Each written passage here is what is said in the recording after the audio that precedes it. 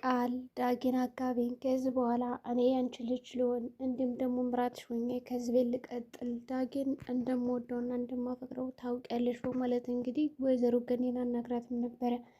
ገነት ግን በጭራሽ እኔ ልጅን አሳልፌ ላንቺ አልሰጥሽም፣ ምንም እንኳን ይህንን ስራ ብሬሽ ብተባበርሽና እንዲሁም ደግሞ ብሌንና ዳግም እንዲለያዩ ብዬ ይህንን ስራ ከአንቺ ጋር ተባብሬ ብሰራ ባላያቸውም ግን ደግሞ ሁለቶቹ አይጋቡም ማለት ዳጊ ከአንቺ ጋር ይጋባል ማለት አይደለም። እኔ በህይወት እያለሁ በጭራሽ አንቺን እንዲያጋባ አልፈልግም። አንቺ በእርግጥ ጥሩ ሰውና መልካም ሰው ብትሆኝ እኔ ምንም ችግር የለብኝም ነበረ ብታገቢው፣ ግን አንቺ ለልጄ የምትመጠኘውና የምትገቢ ሰው አይደለሽም።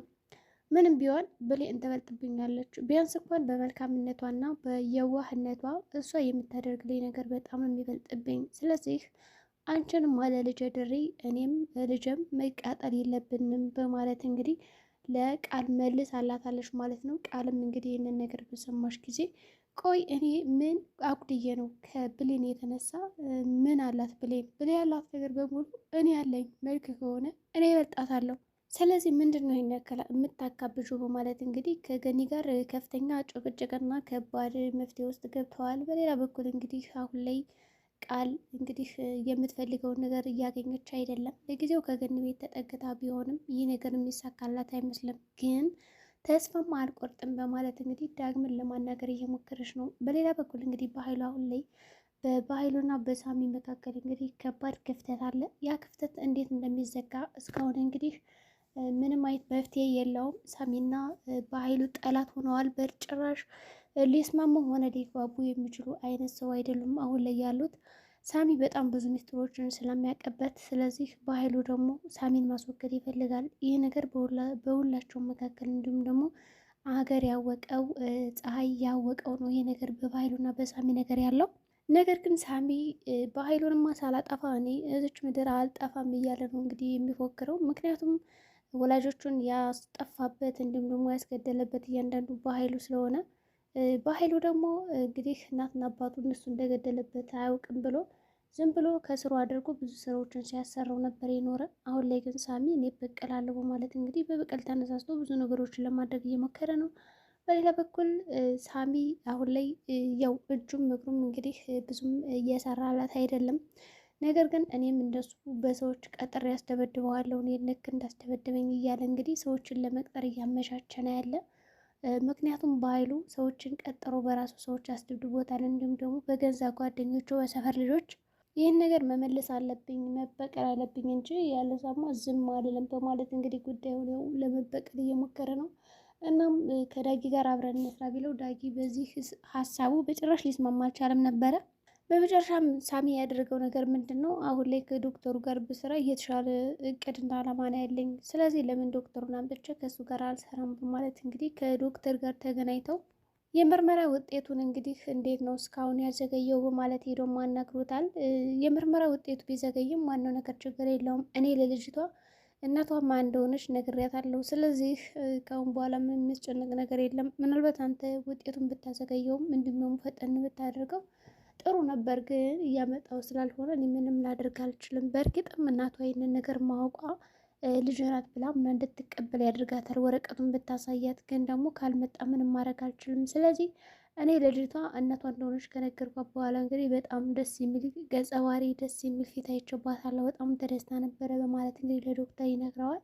ዶክተር በሁኔታው በጣም ደስ ብሎት እሰይ እንኳን ነገርካት፣ ታውቃለህ እኔ ራሱ እዛ ቤት ይጀሳለን በጣም እናቷን እንደምትመስል እያየዋት እንዲሁም ደግሞ እየተመለከትኳት ነበረ። እናም እናትሽ ናት ልላት ብዬ መጀመሪያ እስኪ ወረቀቱ ምን እንደሚል ላንብበው በማለት እንግዲህ ሳልነግራት ቀርቻለሁ። በእርግጥም በዛ ሰዓት ቃል በጣም ስትበሳጭብኝ ነበር ይለዋል። እንግዲህ ሳሚም ችግር የለውም ሁሉም ነገር አብቅቷል በማለት እንግዲህ ጉዳዩን ይነግራትና ብሌንም ወደ ቤት ለመሄድ ትቸኩላለች ማለት ነው።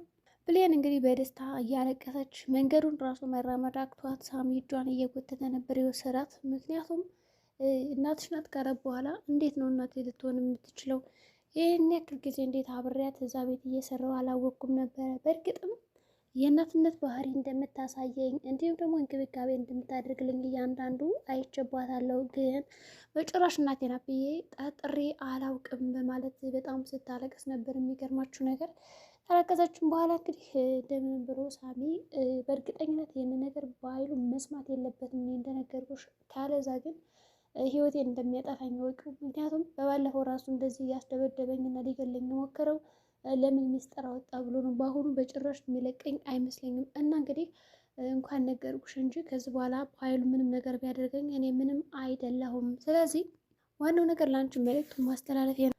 እንደገና ደግሞ እናትሽ ማን እንደሆነች ማወቅ ስላለብሽ ነው የነገርኩሽ እና አደራሽን በኃይሉ እንዳትነግሪው በማለት እንግዲህ ይነግራታል። በኃይሉ በእርግጥም ከኋላ እየተከታተላቸው ስለነበረ ደርሶባቸዋል እና ሳሚን እንግዲህ ከብሌን ፊት ለፊት ነጥሎ በጋርዶ ሲያስደበድበው ነበረ። በነገራችን ላይ እንግዲህ በኃይሉ ጋርዶቹ ቀን በቀን ነው የሚቀይራቸው ማለት ይቻላል። ከዚህ በፊት እንግዲህ ብሌንን ነቃት ተብሎ የተላከው ሰው ሌላ ነው። ዛሬ ደግሞ እንግዲህ እሷንም እንዲጠብቃት ተብሎ ያመጣው ሰው ሌላ ነው። ስለዚህ አንዱ ስራ አልሳካለት ሲል እንግዲህ ወጠምሻዎችን እያመጣ ይቀይራቸዋል ማለት ነው። እነሱ አላሳካ ሲል ደግሞ ሌላ ሂዶ ያመጣል ማለት ነው አዲስ። ምክንያቱም በደንብ ስራውን እየሰሩለት አልነበረም። በእርግጥ እዚህ በፊት ሳሚ ሲሰራለት የነበረው ስራ ጠንቅቅ ያለ ነበረና ልክ እንደ ሳሚ የሚሆንለት ሰው ስላላገኘ ሰዎችን ቀን በቀን እየቀየረ ይገኛል ማለት ነው። ስለዚህ በኃይሉ እንግዲህ አሁን እናቷ እንደሆነች ካወቀች በጭራሽ ዝም አትለኝም። ግን ብታውቅም እንኳን ችግር የለውም እኔ አጎቱ አይደለው፣ ስለዚህ አሳልፋ አትሰጠኝም ለህግ የሚል አመለካከትም አለው። ቃልም እንግዲህ ይህንን ነገር አልሰማችም። ከሰማች በእርግጠኝነት እንግዲህ ከባድ ጠብ ውስጥ እንደሚገቡ ጥሩ ነው። ከዛ ቤት ላይ ጊዜው ብትባረርም ተመልሳ ግን አይኗን በጨው አጥባ እንደምትሄድ እርግጥ ነው ማለት ነው። ምክንያቱም ወይዘሮ ገነት አሁን ለተወሰነ ጊዜ ነው ያስጠጋቻት። ይህ ማለት ደግሞ እዛ ቤት ትኖራለች ማለት አይደለም። ስለዚህ ታባራታለች። እንዲሁም ደግሞ ከዳይ ጋር ራሱ አሁን ላይ በብሌን እና በሱ መካከል የተፈጠረው ነገር እሷ ስለሆነች እንግዲህ የመለያየታቸው መንስኤ የሆነችው አያስቀምጣትም። ጓዝሽን ይዘሽ ውጭልኝ በማለት እንግዲህ ይነግሯታል ማለት ነው። በሌሊት ጠዋት ሻንጣሽን ይዘሽ እዚህ ቤት ውልቅ ማለት አለብሽ፣ እኔ አይገባኝም ወዴት እንደምትሄጂው። ያኔ የራሱ ደግነቴና አዛኝነቴ ነው እንደዚህ የጎዳኝ፣ ግን አንቺ አዛኝነቴን ተጠቅመሽ እንደዚህ ጉድ ሰርተሽኛል። ስለዚህ እኔ አንቺ ጋር ምንም የምሆንበትም ሆነ የምቆይበት አንዳችሁም አላማም ሆነ ሀሳብ የለኝም እና ቃሽን ይዘሽ ውጭ ማለት ይነግራታል። በዚህ ቅጽበት በጣም ነበር እንግዲህ ስታለቅስ የነበረችው። ገነትም ጥሩ ነው ያመጣው ሀሳብ እያለ ስትደግፈው ነበር። ምክንያቱም ከቃል ጋር ሁና የሰራችው ስራ እንዳይጋለጥባት ስለምትፈልግ እናስወጣት እያለችው ነው ያለችው በፍጥነት። ብሌን ደግሞ አልሰማችም። ያው አብሮ በፍላጎት እንደተኙ ምናምን የምታስበው ገኒ ደግሞ ልጅ በጣም ትክክለኛ ውሳኔ ነው የወሰንከው። በዛቱ ራሱ እሺ ብትል ኑሮ ይሄ ነገር አይፈጠርም ነበር፣ እኔ እኮ ብትሰማኝ ጥሩ ነበረ ትለዋለች። ግን የሚገርማችሁ ነገር ቃል ይህንን ሚስጥርማ ሳላጋለጥ አልሄድም፣ ለምን እኔ ብቻ ክፉ እባላለሁ? ስለዚህ አንቺ አዘሽኝ እና በአንቺ ፍላጎት ስለሆነ ይሄ ነገር ዳጊ ማወቅ አለበት በማለት እንግዲህ ቃል ውጭ ሲላት እንግዲህ ሻንጧን ይዛ የወለድ ዳግም መጥራት ከፈለክ እኔም ብቻ አይደለም እናትክንም መጥራት ትችላለህ፣ ምክንያቱም ሀሳቡ የእሷ ነው።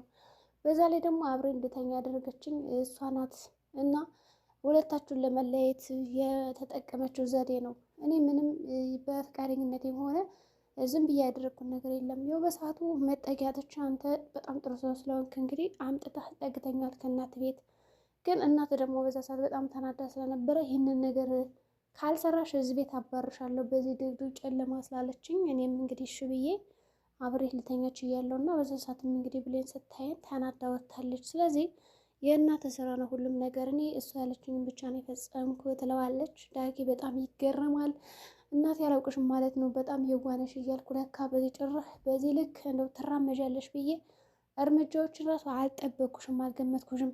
ማነሽ? የኔ እናት ነሽ ወይስ ሌላ ሰው ነሽ? እያለ በጣም ጮህባት እንግዲህ ከገኒ ላይ።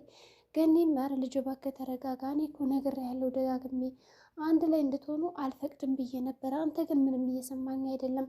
ጎረቤቶች ሰዎች ምን ይላሉ ብዬ ነበር፣ ግን ምሰማ አይደለም። ስለዚህ ይህንን አጋጣሚ በመጠቀም በቃ አደረግኩት እና ይቅር በላይ በማለት እንግዲህ እግሩ ስር ወድቃ ስታለቅስበትም ነበር። ዳጊ በጣም አዝኖ ልቡ ተሰብሮ ጥሏት ነበር እንግዲህ ወጥቶ በረንዳ ላይ እየተቀመጠው። እናም እንግዲህ ብሌን አይዞክ በቃ እያለች ለማባበል ስትሞክር አልፈልግሽም፣ አንቺንም ዞር በይልኝ፣ ልክ እንደሷ ከሃዲ ነሽ እያላትም ነበረ። እንግዲህ በዚህ ቅጽበት ገኒም በጣም ደስ ብላት ነበረ። እኔ አልወድሽም አላፈቅርሽም እያላት ስለነበረ ቃል ደግሞ እንደምትወደው የታወቀ ነው። እናም በቃ ምንም ክፉ ብትሆን ይችልሽ እንዳያገባት እያለች እንግዲህ ጸሎትም እያደረገች ነበረ። በእርግጥ ዳግም አሁን ተናዶ እሷን ሊያገባት ይችላል። እንግዲህ ገኒ በዛ ሰዓት ምን ልታደርግ ትችላለች? ምንም እንኳን ለጠቅሟ ቢሆን እንግዲህ ያንን ስራ እየሰራችው፣ ግን ደግሞ ዳግም የእውነት የሚያገባት ከሆነ በጣም ከባድ ለውስጥ የሚገቡ። በሌላ በኩል እንግዲህ በኃይሉ ፋይሉን አምጪልኝ ብሏት ቃል ወስዳ ሰጥተዋለች። የሚያሳዝን ነገር አሁን ላይ እጅ ከፍንጅ ነው እንግዲህ የተያዘችው። ስትበረብር ገብታ ወረቀቱንም እንደያዘችው እንዲሁም ደግሞ ለባህሉ እንደምትሰጠውም ነግራት እንግዲህ አልጋው ላይ ገፍትራት ወይዘሮ ገኒን ወታ ወረቀቱን እንግዲህ ለባህሉ ሰጥተዋለች። አሁን ባህሉ እንግዲህ ነፃ ሰው ይሆናል ማለት ነው። የሚያስፈራው እያንዳንዱ ወረቀት እዛ ጋር ነበር፣ አሁን ላይ ግን የለም። ስለዚህ ምንም ተጠያቂነት አይደርስበትም። ሰላም ተነስተልን ቻናል ቤተሰቦች፣ ለዚህ ቻናል አዲስ ከሆኑ ሰብስክራይብ ያድርጉ። በቀጣይ ቪዲዮ እስከምንገናኝ መልካም ጊዜ ሆነላችሁ።